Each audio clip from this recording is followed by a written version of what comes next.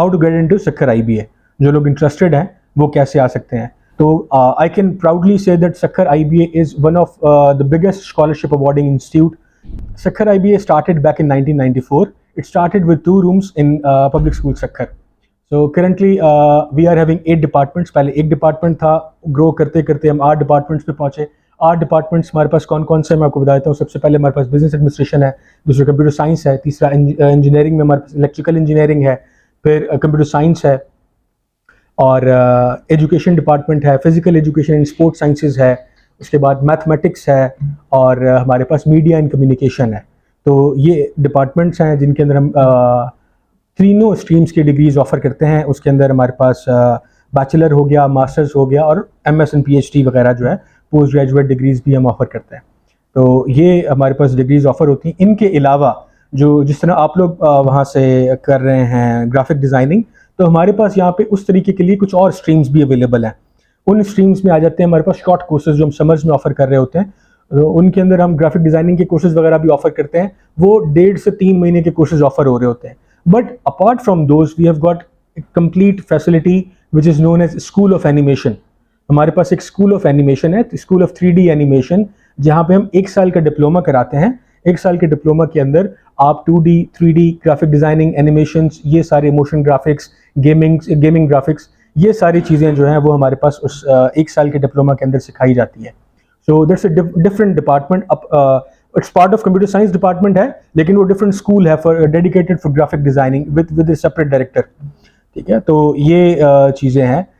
इसके बाद हमारे पास उसके बाद हमारे पास फंक्शनल सेंटर्स हैं। फंक्शनल सेंटर्स के हमारे पास करियर डेवलपमेंट सेंटर है जिनके साथ है, जिसका पार्ट ही मार्केटिंग है, और मैं वहाँ पे होता हूँ। मार्केटिंग डिपार्टमेंट के अलावा वहाँ पे हमारे पास है फाइनेंशियल एड है, इंडस्ट्रियल रिलेशंस है, और स्टूडेंट अफेयर्स है। तो ये सारे CDC डिपार्टमेंट के अंदर आते हैं। ADC है हमारे पास, एग्जीक्यूटिव डेवलपमेंट सेंटर, जहाँ पे हम ट्रेनिंग्स वगैरह कंडक्ट करते हैं।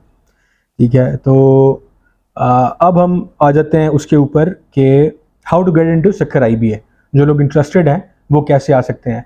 नॉर्मली 3 स्ट्रीम्स फॉलो होती है सक्कर IBA के अंदर आने के लिए। नंबर 1 इज़ योर सबसे पहले जो रेगुलर एडमिशन टेस्ट होता है, जैसे अभी हमने लास्ट मंथ हमने किया है रेगुलर एडमिशन टेस्ट। हर साल जुलाई में होता है डायरेक्ट टेस्ट जिसे हम कहते हैं। आप डायरेक्टली अप्लाई करते हो, आप आते हो, डायरेक्टली अप्लाई करते हो, फॉर्म फिल करते हो, आपको टेस्ट का डेट आती है, आप उस दिन आते हैं, टेस्ट देते हैं, और आपका सिलेक्शन हो जाती है। ठीक है, तो number 1 way is this. Number 2 is apart from this, number 2 is के आप आते हैं हमारे पास एक 6 महीने का कोर्स करते हैं जिसे हम कहते हैं फाउंडेशन सेमेस्टर। बहुत सारे ऐसे लोग हैं pertaining to our education system, थोड़ी सी वीकनेसेस हैं हमारे एजुकेशन सिस्टम के अंदर, कॉपी कल्चर की वजह से, थोड़े से घोस्ट टीचर्स वगैरह, इस तरीके के हमारे पास इश्यूज़ हैं इंटीरियर के अंदर, जिसकी वजह से बच्चे जो है वो इतना अच्छा ग्रूम नहीं होते और वो एंट्री टेस्ट क्लियर नहीं कर पाते। या एंट्री टेस्ट क्लियर कर भी लें तो वो जब IBA में आ जाते हैं तो फिर यहाँ के कॉम्पिटिटिव सिस्टम के साथ मैच नहीं कर पाते और वो ड्रॉप हो जाते हैं।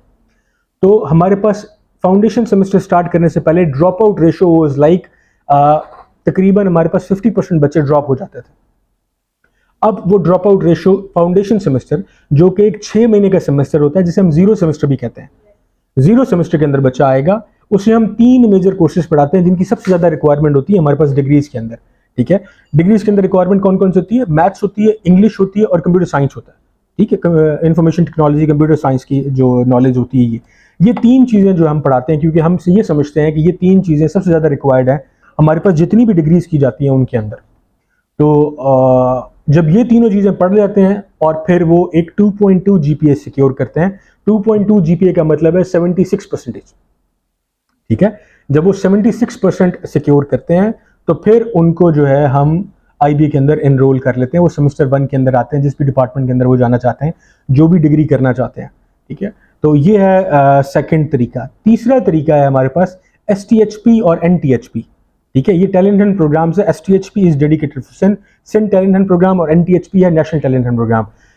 नेशनल टैलेंट हंट प्रोग्राम हम अपने एक जो है स्पॉन्सर है हमारे इसके OGDCL, उनके ताउन के साथ लेके आते हैं, लेकिन करंटली वो हमारे पास डिसकंटिन्यूड है पिछले 2 साल से because of these political turmoils and changing, और OGDCL की बेसिस पे चेंजिंग हो रही है, और फिर थोड़े से इकोनॉमी के हालात भी जो है ना वो not so fine to go with that level of funding.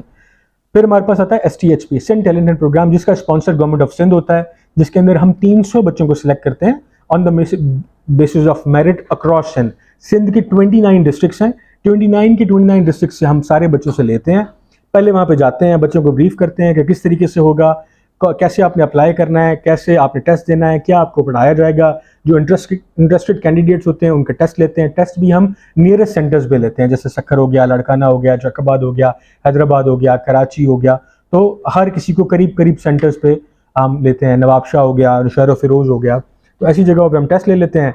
Test लेने के बाद फिर हम जो है उनको एनरोल करते हैं यहाँ पे, और वो भी फाउंडेशन सेमेस्टर की तरह यहाँ पे 6 महीने पढ़ते हैं।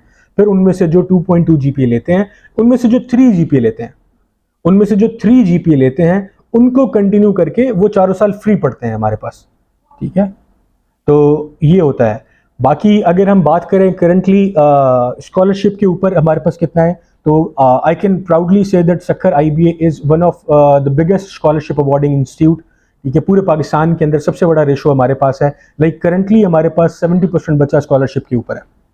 ठीक है, इस टाइम अगर IBA के अंदर 5000 बच्चे पढ़ रहे हैं, तो 5000 में से तकरीबन 3500 बच्चा समहाउ किसी न किसी किस्म की स्कॉलरशिप के अंदर एनरोल्ड है, चाहे वो फेडरल है, चाहे वो प्रोविंशियल है, चाहे वो किसी कॉर्पोरेट की है, किसी प्राइवेट ऑर्गेनाइजेशन की है, किसी फिलैंथ्रोपिस्ट की है, या किसी की ज़कात फंडिंग में से है। लेकिन somehow Sukkur IBA through its financial aid office has managed to get scholarship for 70% of their students, जो कि तकरीबन 3500 बच्चा बनता है 5000 में से। ठीक है, तो ये है। अब इसकी स्कॉलरशिप होती किस तरीके से और किस तरीके से अवार्ड होती है, बड़ा एक क्वेश्चन होता है। ये सारे मैं वो चीज़ें बता रहा हूँ जो मैं एंटिसिपेट कर रहा हूँ कि आप लोगों के क्वेश्चन आएंगे आगे जाके। बच्चा हमारे पास एनरोल होता है, जो STHP और NTHP में आते हैं ना, वो तो डे 1 से पता होता है ये स्कॉलरशिप पे आ रहे हैं, क्योंकि वो 3 GPA लेके अपना एक रिजल्ट प्रूव करके आ रहे होते हैं। ठीक है, उन्होंने 3 GPA ले लिया, रिजल्ट प्रूव हो गया, वो आते हैं, वो सेमेस्टर 1 से उनको स्कॉलरशिप मिल जाती है। ठीक है, वो टेस्ट दे के आते हैं तो उनके फाउंडेशन में भी स्कॉलरशिप होती है। डिपेंड करता है फिर उनके, वो भी होती है, उनको खर्च के लिए भी पैसे मिलते हैं। पॉकेट मनी भी सक्खर IBA देता है, 3000, 4000, 5000, वो मुख्तलिफ होता है।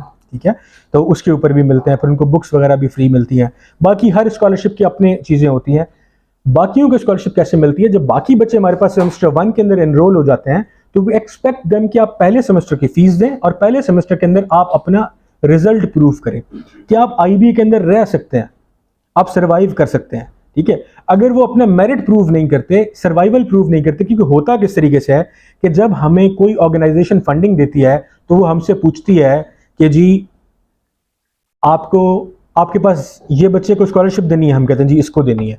वो कहते हैं जी आपका नाम क्या है, किरण, फॉर एग्जांपल जी किरण को स्कॉलरशिप देनी है। आप किरण जो है 4 साल पढ़ेंगी, आपके पास किरण कर रही है कंप्यूटर साइंस की डिग्री, और इनकी फीस वगैरह के साथ सब कुछ मिला के मिसाल तौर पे इनका जी 4 साल का खर्चा आपके पास आता है, इनके पढ़ाई का, किताबों का, इनकी ट्रांसपोर्ट का, या इनका जो इनको पॉकेट मनी देनी है, सब कुछ मिला के ना इनका 10 लाख रुपए खर्चा है। 10 लाख रुपए फॉर एग्जांपल एक अमाउंट है, आपने 10 लाख रुपए इनका 4 साल की डिग्री पे खर्चा आएगा।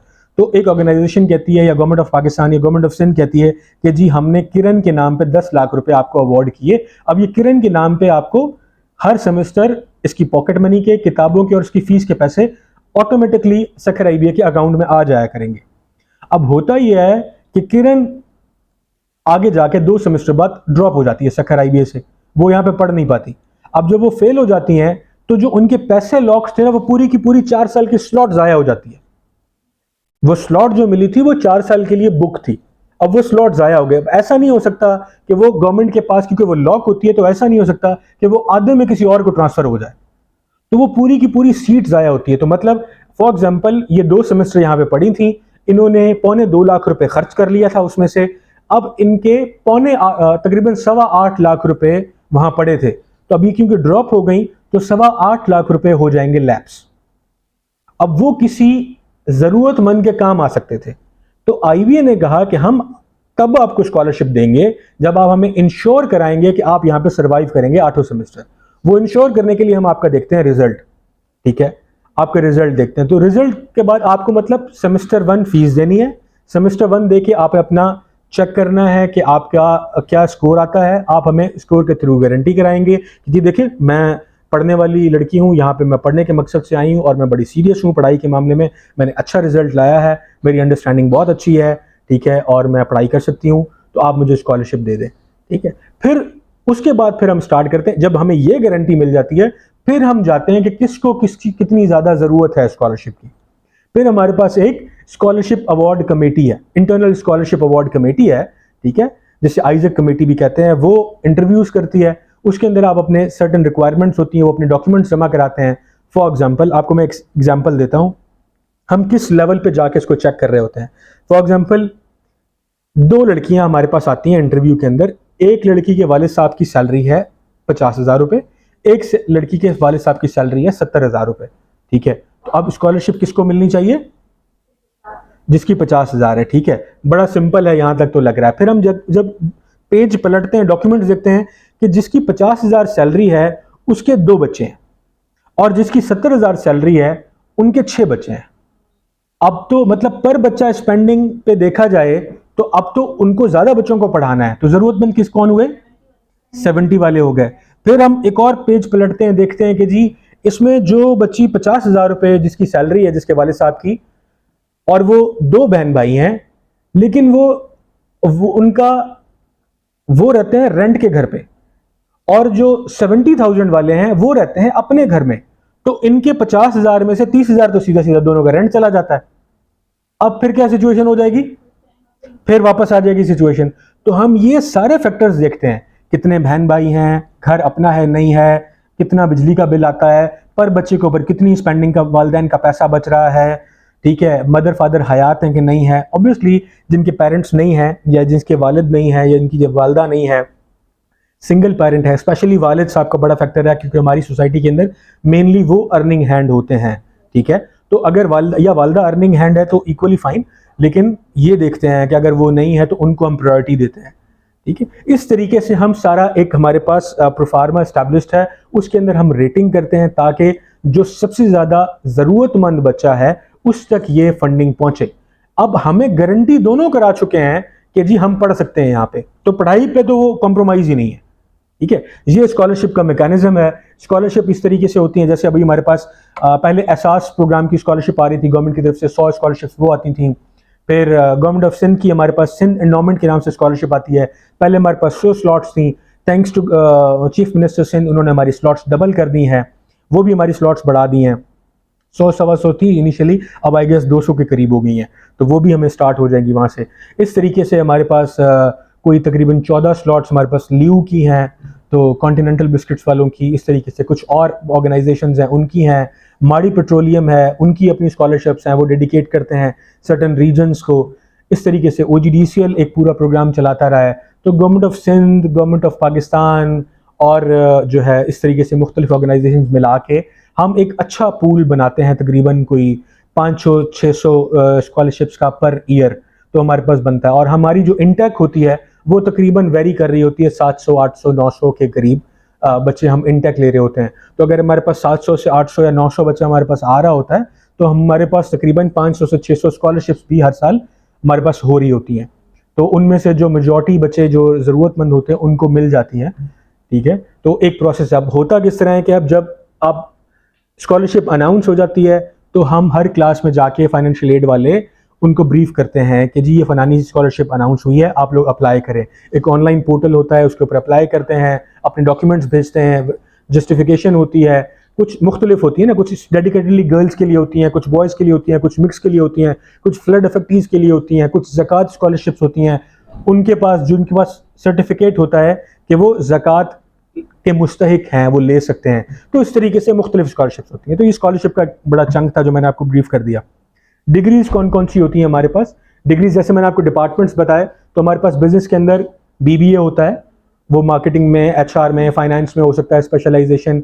उसके बाद फिर हमारे पास एक और होता है बिजनेस के अंदर BS अकाउंटिंग एंड फाइनेंस होता है, BBA एग्री बिजनेस होता है, यह है। कंप्यूटर साइंस के अंदर हमारे पास कंप्यूटर साइंस में BS कराते हैं हम, bachelors of science in computer science. BSSC भी कराते हैं हम, सॉफ्टवेयर इंजीनियरिंग के अंदर बैचलर्स कराते हैं, ठीक है। फिर हमारे पास कंप्यूटर सिस्टम्स इंजीनियरिंग एक और डिपार्टमेंट है जिसमें हम कंप्यूटर सिस्टम्स इंजीनियरिंग कराते हैं। इलेक्ट्रिकल इंजीनियरिंग डिपार्टमेंट के अंदर हम BE कराते हैं इलेक्ट्रिकल इंजीनियरिंग के अंदर। फिर हम B.Ed करा रहे हैं MS इन एजुकेशन MPhil जो है वो करा रहे हैं, ठीक है। फिर इस तरीके से हमारे पास जो फिजिकल एजुकेशन स्पोर्ट साइंसेस है उसके अंदर हम BS कराते हैं, मैथमेटिक्स के अंदर हम BS कराते हैं, बैचलर्स करा रहे हैं। तो ये सारे मेन 4 साल सारी स्टैंडर्ड है। हर बैचलर डिग्री 4 साल की है, हर मास्टर्स डिग्री 2 साल की है, ठीक है। और उसकी MPhil 2 साल, MPhil मास्टर्स जो है वो 2 साल की डिग्री है, बैचलर्स 4 साल की है। और वो मास्टर्स आप 2 साल का तभी कर सकते हैं जब आपके पास उस 2 साल से पहले 4 साल का BBA हो या 4 साल की डिग्री हो, ठीक है। फिर आप उसको करने के लिए इस तरीके से भी कर सकते हैं कि आपने पुराना बैचलर किया हुआ है 2 साल वाला, फिर आपने 2 साल का मास्टर्स कर लें, 16 साल पूरे करें, फिर आके MPhil करें, ठीक है। वो है क्योंकि अब स्टैंडर्ड बन चुका है। बैचलर डिग्री का मतलब है 16 साल एजुकेशन, ठीक है। मास्टर्स डिग्री का मतलब है 18 साल एजुकेशन, और PhD का मतलब है फिर PhD तो उसके ऊपर फिर आप जाते हो, फिर एक सर्टेन कोर्स वर्क होता है, तकरीबन 1.5 से 2 साल का कोर्स वर्क होता है, वो करते हैं। उसके बाद फिर आप जाके अपने थीसिस करते हैं, और फिर अपना वो उसमें जो आप डिफेंस देते हैं अपने थीसिस का, ठीक है। तो फिर जाके आपको वो डिग्री अवार्ड होती है। तो वो एक फिर उसके अंदर प्रोसेस होते हैं, वो मुख्तलिफ सेमिनार कराना, रिसर्च करना, वो पूरा एक तरीक़ाकार वो PhD होता है। मोटा मोटा मैंने आपको बता दिया कि क्या है हमारे पास, किस तरीके से है।